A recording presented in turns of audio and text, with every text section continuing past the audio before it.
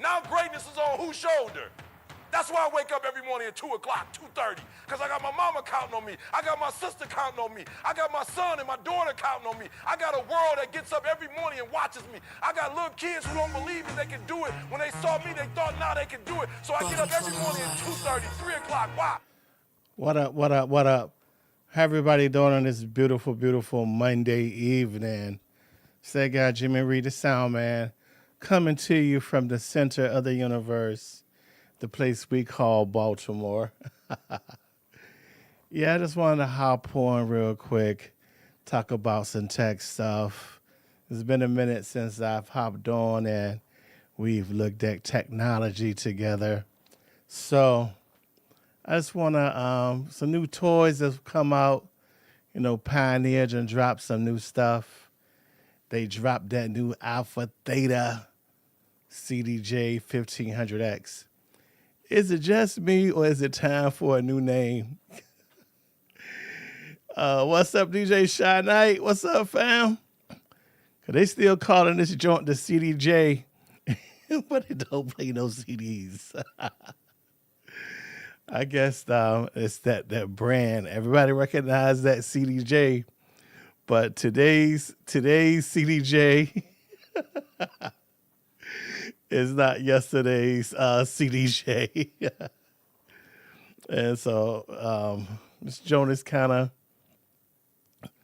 interesting to say the least. Yeah, let's get into some images. This joint, it's pricey, yo. It is pricey for what it is. I look at it and I see it looks like a iPad with a jog wheel. Now, people used to try to joke my Denon 6000 M's because them jokers got a big ass screen on them too. But looking at this joke right here, right? I'm like, yo, this thing is it's definitely interesting. I'm gonna say I don't see 1600 from a feature set for real, for real. I just don't. And it's like, I know it's a standalone media player, but it looked like they scaled down so many of the features that they was using with it. It's like they scaled down a lot of the features. And it's like, look like it's, what is that? Just a simple encoder for relooping, and you got hot cues, browse button, and pitch fader.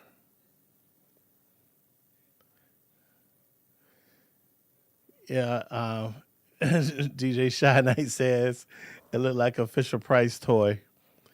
Yeah, it's they definitely going in a different direction with their DJ equipment. Cause I'm looking at this Joker right, and it's just so little in the way of features, and I guess you're really dependent on this big ass screen for everything. But me myself, I'm more of a tactile DJ. You know, I like the platters. I like to have the knobs. I don't want to be jumping through menus. But maybe I'm just biased being a rain guy with moving platters and stuff. That's just my preferred preference. You know, all the way back to the NS7 days. But this controller, right, I'm looking at it, and it's a lot of money, man. It's like when the Denon, so let's do something real quick. So, the Denon, I know y'all tired of me talking about them Denons, but then you see why I love them. Because they were just so groundbreaking. The Denon 6000M from 2020. Yep, they came out in August 2020. If you compare those, like you look at this, full featured media player, you got all the Q modes, you got loop, slicer, you got the track select buttons. On this Alpha Theta, is there a track select button?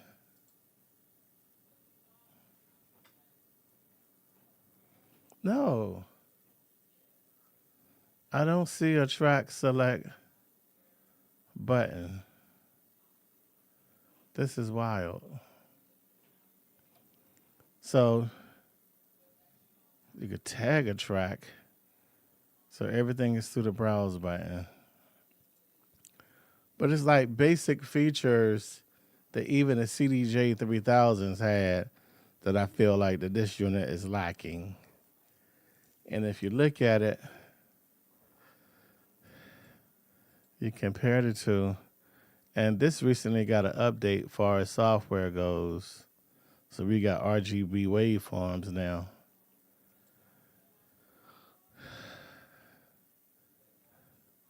I and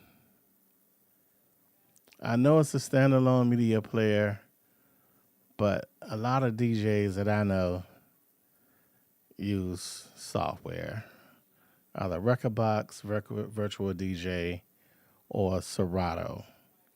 So if you look at the Serato aspect of it, it's like, okay, it's it could be cool.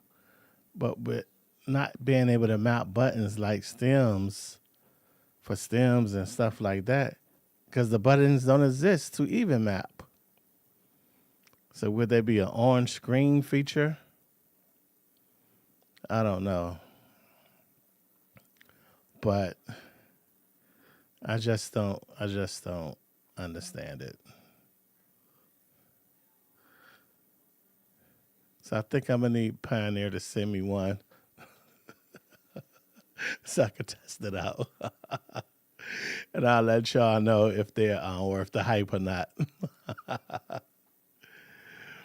Yeah, so the the Pioneer Alpha Theta CDJ 1500X is approximately about half the price of a CDJ, and definitely one third of the buttons.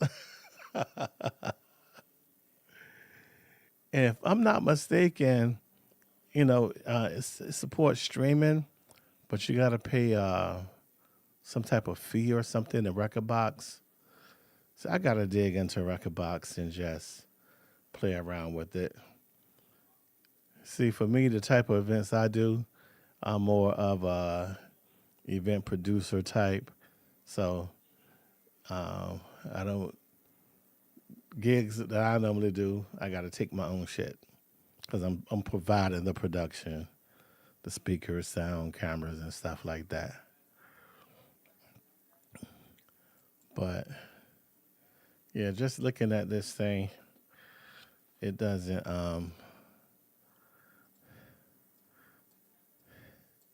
It's definitely interesting.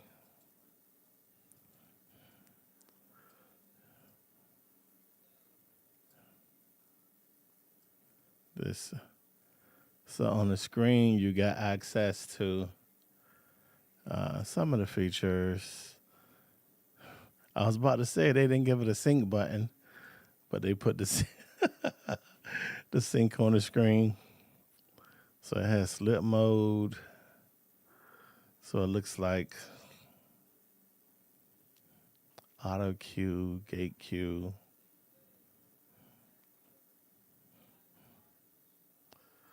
It is okay, song titles and stuff here.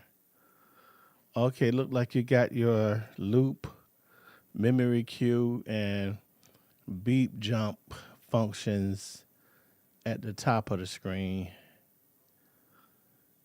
It's like, I don't know, that's gonna be a different type of workflow having to go to the screen versus just hitting a physical button. It's 2026. Who need buttons? Who need keys? 2026. Yeah, I don't know. I'll wait till one of the homies buy one and bring it to the Sound Social, then I test it out. But yeah, I'm not feeling that. So we got the Rain System 1 that was released back in January. Wow. And here we are, July. It's been 6 months now. So people still asking questions about the Rain System 1. I will say that, let me bring it up for you. The Rain System 1 has gotten, let's not go to a particular store. Let's just go to Rain's website. The Rain System 1 definitely has a shitload of buttons. We've been using it since January 20th. We've been checking it out at least. We still got the Performer, but since we got this, we've taken this out the most. We've taken it out probably at least once a week, every week. Nah, more than that. Yeah, like once or twice a week since January, since it dropped. So they did some firmware updates on this thing.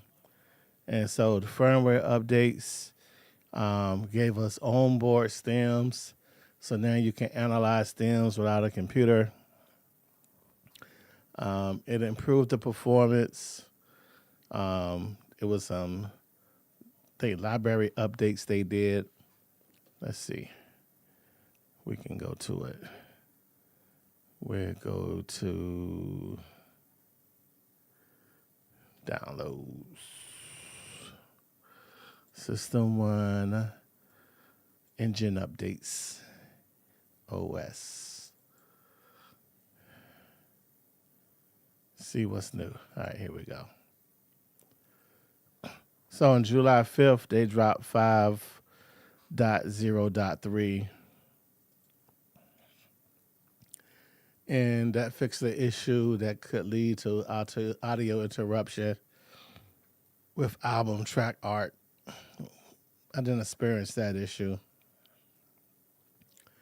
In June, they had an issue where continuously scrolling search results while using streaming service could lead to a system crash. Yeah, I didn't experience that issue neither. I guess I got lucky. And yeah, that's it. It's like all minor stuff. Fix the issue where internal audio device was not always configured correctly at startup. I didn't have that issue. So the System 1 has been rock solid. You know, we've been taking it out to DJ gigs. We've been taking it out to the Sound Social and all types of events. I feel that it's definitely ready for prime time. We put it through the paces. And so for those of you that's been on the fence about grabbing the Rain System 1, you know, I'm going to step out there and say that it's been ready. It's been rock solid, definitely reliable. The only con is that it's a little bit heavy. It's definitely pricey, but it's definitely been a solid performing unit. No complaints at all. And so if you've been on the fence about this unit, definitely go to your local music store, Chuck Levin's, Guitar Center, whatever's in your area, and check it out, man. It's worth it. You can. I'm gonna have mine out tomorrow night at the Sound Social at the basement. If y'all want to see it in action, if you're in the local Baltimore area, it's definitely fun fun to spin on. And so a lot of new speakers has been coming out. And so I know a few friends of mine have grabbed those new, let me pull them up. QSC, I think they're KC12s or something. They love their KCs. $200 price drop. Yeah, a few of my friends have purchased these, and they like them. They said that the bass is good, got a solid low end.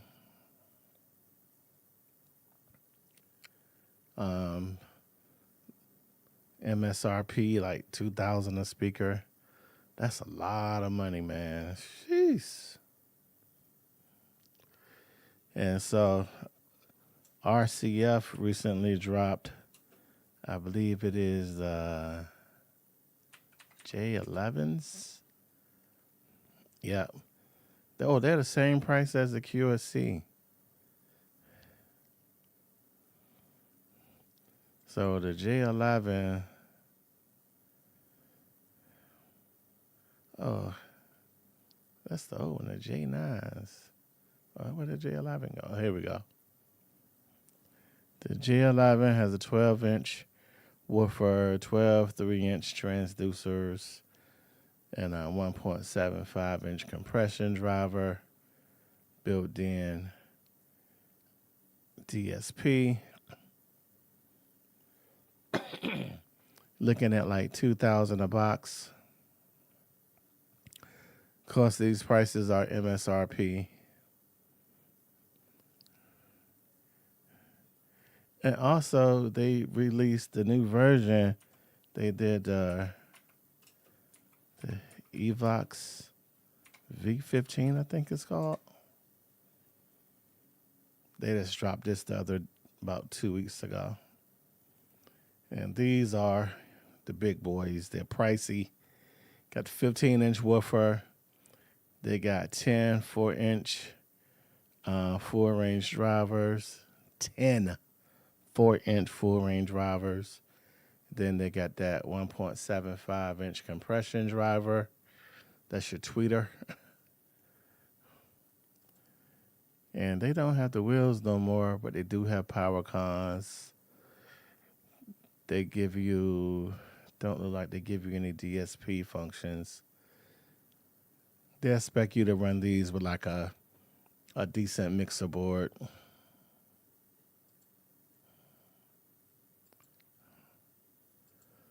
Got the big 15-inch woofer. I have not heard these yet.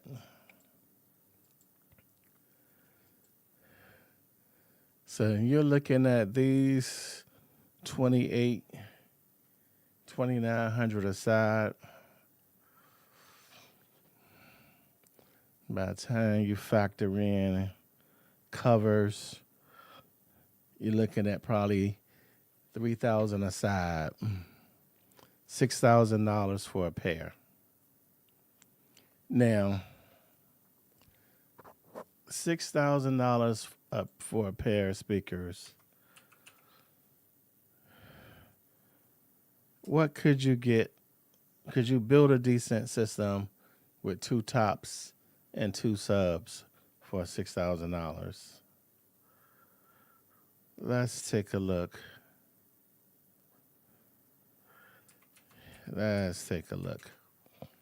And so, if you wanted to build out a system for $6,000, we're doing all MSRP. And I'm going to say we look at a comparable RCF system. If you did 2 NLX 14 tops, and we'll do it 15-inch sub to match that 15-inch sub. We'll try to make it apples to apples as much as we can.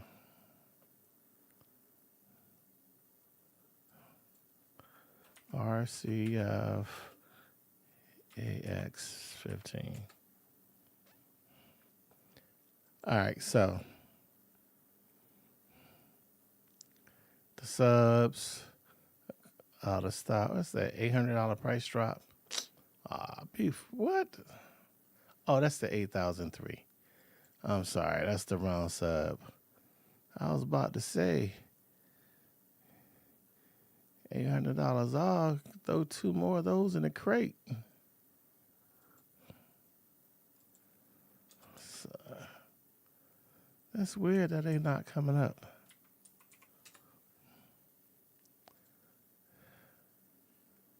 RCF subwoofers. Let's see what we got. Sub 18, 23. Where's the sub 15 at? All right.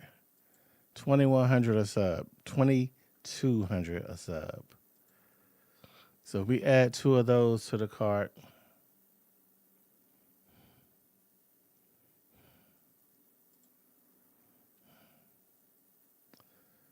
I don't know, you're looking at, by the time you factor in covers, oh, yep, and you're going to need these pole adapters.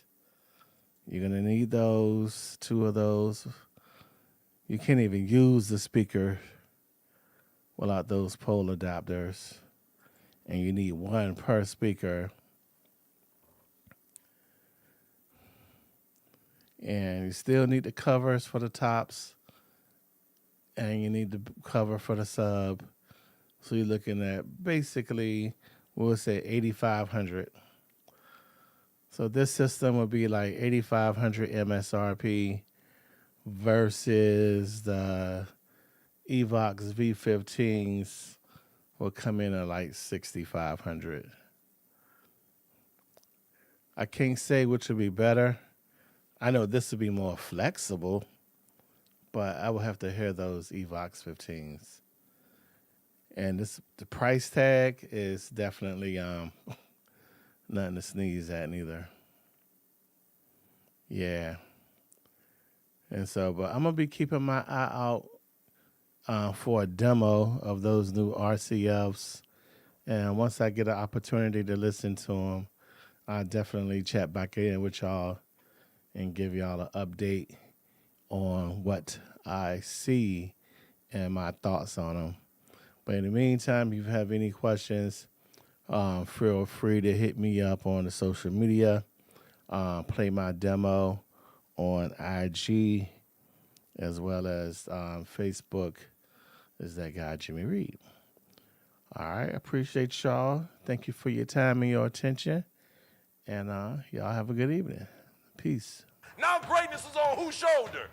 That's why I wake up every morning at 2 o'clock, 2:30, because I got my mama counting on me. I got my sister counting on me. I got my son and my daughter counting on me. I got a world that gets up every morning and watches me. I got little kids who